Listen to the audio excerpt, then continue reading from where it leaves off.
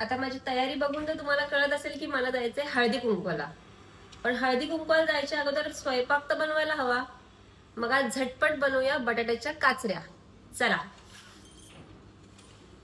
लहान मुलांपासून सगळ्यांना आवडणारा आणि पटकन होणारा प्रकार म्हणजे बटाट्याच्या काचऱ्या.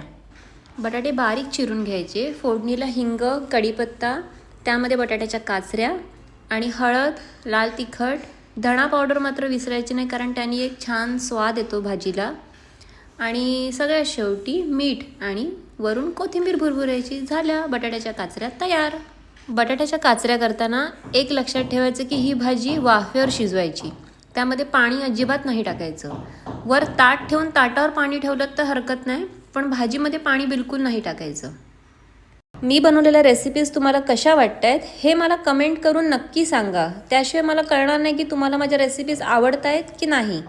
आणि तुम्हाला कुठली रेसिपी बघायला आवडेल मी केलेली ते सुद्धा कमेंटमध्ये सांगा, म्हणजे आपण नेक्स्ट व्हिडिओ त्या रेसिपीचा बनवूया.